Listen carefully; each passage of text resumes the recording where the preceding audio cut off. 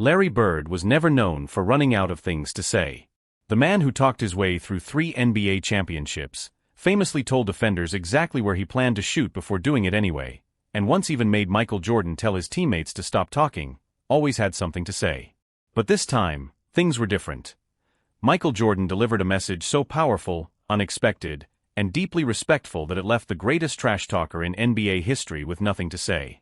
This wasn't about rivalry or the never-ending debate over greatness. It was one legend honoring another, creating a moment the basketball world would never forget. Meanwhile, the French Open has welcomed countless celebrities over the years, from opera legends to international rock stars. But when Asia's songbird, Regine Velasquez, arrived at the French Open, nobody expected what would happen next. Having performed for presidents, sold out Carnegie Hall, and earned recognition as the voice of a generation, the 56-year-old icon did something she had never done before. On a quiet afternoon in Paris, she stepped onto court Suzanne Lenglen, picked up a microphone, and sang a heartfelt song for a 21-year-old tennis player who had just suffered a first-round defeat. The emotional tribute left everyone in attendance stunned as the final notes filled the stadium. The crowd didn't just applaud. Many were visibly moved to tears, while the cameras captured every moment. Eala, the young star who had faced top-ranked opponents without fear and carried the hopes of millions of Filipino fans throughout her rise, stood completely stunned. She placed a hand over her heart, struggling to take in what was happening right in front of her. It was May 27, 2026, in Paris, France. The clock showed 4:47 p.m. on court Suzanne Lenglen. And then, in a moment no one inside the stadium could have seen coming, everything changed. To understand why this moment mattered so much, you have to imagine the scene. Eala's French Open journey was already over. Her first-round loss to Eva Jovic was still fresh, and the unanswered questions about what might have been were still weighing on her mind. The Philippine flags that had filled the stands just a day earlier were now folded up, packed into suitcases, and carried toward airport terminals. The hope of making a deep run in the tournament had quietly faded into the Paris evening.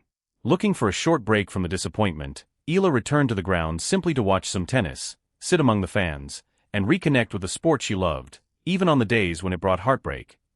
Becoming the focus of attention again was the last thing Eala expected. Court Suzanne Lenglen was packed with fans who had gathered to watch an exciting second-round battle between 2 rising stars.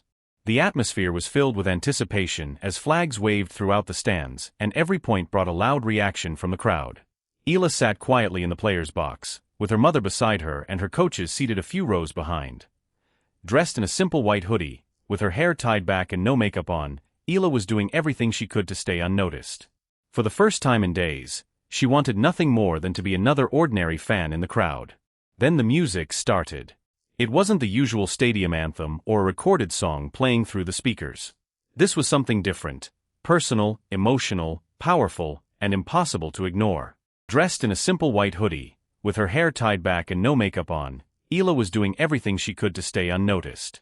For the first time in days, she wanted nothing more than to be another ordinary fan in the crowd. Then the music started. It wasn't the usual stadium anthem or a recorded song playing through the speakers. This was something different, personal, emotional, powerful, and impossible to ignore. The legendary performer had spent decades captivating audiences around the world. She had sung for presidents, performed in prestigious concert halls, and become one of the most celebrated voices of her generation. Millions had watched her during some of the most memorable moments in Filipino history. Yet, despite everything she had achieved, she had never done anything quite like this. She had never stepped onto a tennis court to honor a young athlete who had just experienced the disappointment of a first-round Grand Slam defeat. As her voice echoed throughout the stadium, an extraordinary silence fell over the crowd. Thousands of spectators listened without making a sound. The players stood still, completely captivated. Cameras quickly turned toward Eala, and when they found her, the emotion on her face said everything. She covered her mouth with her hand as tears began to well up in her eyes. She looked completely overwhelmed, struggling to understand what was unfolding. What had started as an ordinary afternoon at Roland Garros had suddenly turned into a deeply personal tribute, honoring her determination, courage, and the inspiration she had become for so many people. As the final note disappeared into the Paris air, the stadium erupted. Thunderous applause swept across court Suzanne Lenglen as fans rose from their seats. Yet the performance itself was only the beginning. Regine Velasquez lowered the microphone and turned her attention toward the player's box. With determination in her steps and emotion in her eyes, she walked directly toward the young tennis star who had become a symbol of pride and hope for millions of Filipinos around the world. "Alex," she said, her voice gentle but strong enough to reach across the quiet stadium. "This is for you, not because you won, but because you fought and because you never gave up. Because you reminded all of us that losing a match doesn't make you a loser." She then reached out her hand toward the young tennis star. For a brief moment, everything seemed to stand still. The cameras captured every second as Regine Velasquez, the voice of a generation, stood on the famous red clay of Roland Garros, reaching out to a player whose tournament had ended much earlier than she had hoped. It was a powerful image that would soon spread across social media and television screens around the world. Eala slowly stood up from her seat. Her legs were shaking, and tears filled her eyes as she reached out and took Regine's hand. Overwhelmed by the moment, she struggled to find the right words. "I don't know what to say," she whispered. Regine gave her a warm smile. "You don't have to say anything," she replied. "Just keep fighting. Keep being yourself. Everything else will fall into place." Moments later, she pulled Alex into a heartfelt embrace, and the crowd erupted in cheers. Flags waved across the stands as chants of support echoed throughout Court Suzanne Lenglen. The applause wasn't for a championship win or a historic upset. It was for resilience, courage, and a young athlete who refused to let defeat define her. Although the moment lasted only a few seconds, its impact would stay with people for far longer. The footage quickly went viral, shared millions of times by fans who saw much more than a simple interaction between a singer and an athlete.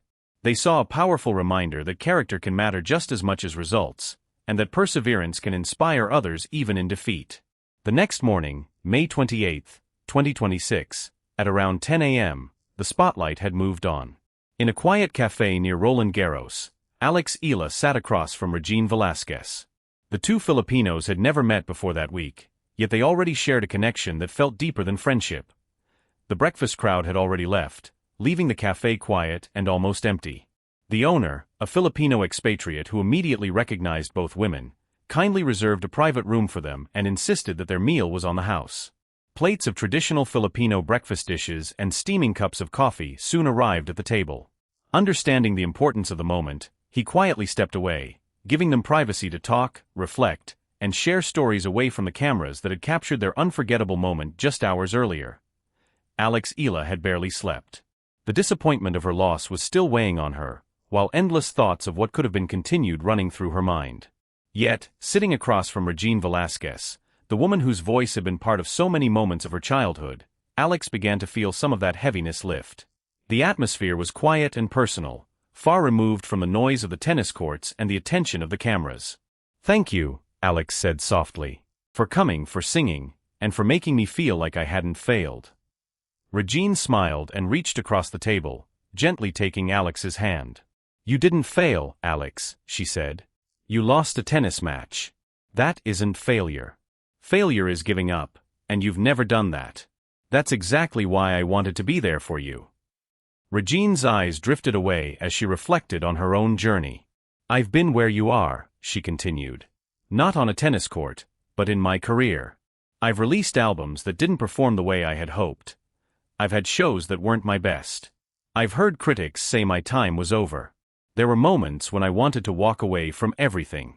But I didn't, because quitting would have been the real failure. Losing, struggling, and making mistakes are all part of the journey." Alex listened closely, taking in every word. "How did you keep going?" she asked. Regine leaned back and smiled. "I remembered why I started. I remembered how much I loved what I did, the joy it brought me, and the people who believed in me when I couldn't always believe in myself. That's exactly what you need to remember. Think about the fans waving flags for you. Think about the people who follow every match, every victory, and every setback. They're not supporting you simply because of your results. They support you because of your heart, your effort, and your determination to keep fighting." Alex lowered her eyes for a moment before speaking again, her voice barely above a whisper. "I'm scared, Tita Regine," she admitted. "I'm scared that I'll never win a Grand Slam. I'm scared that I'll always be remembered as the player who came close, but never quite made it." The confession lingered between them. It wasn't simply the fear of losing one match.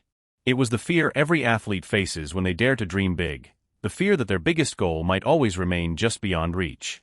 For the first time since arriving in Paris, Alex allowed herself to say that fear out loud. Regine listened carefully before giving her an answer Alex would never forget.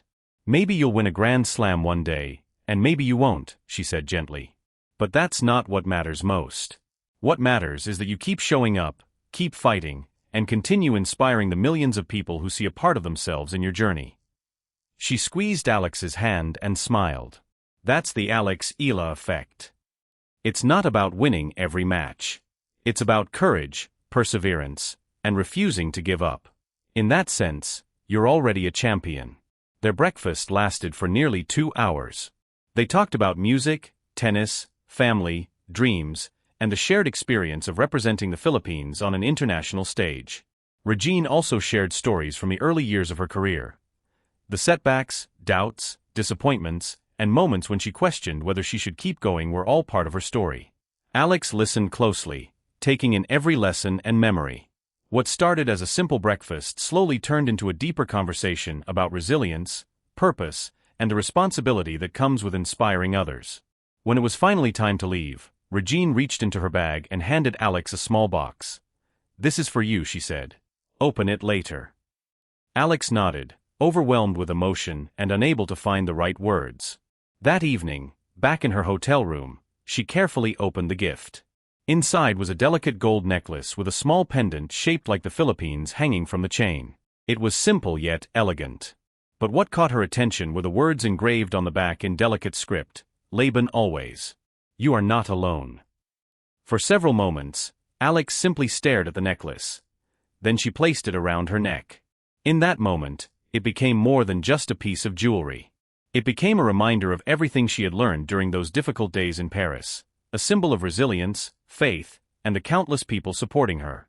She continued wearing it throughout the rest of her time in France and long after the tournament ended.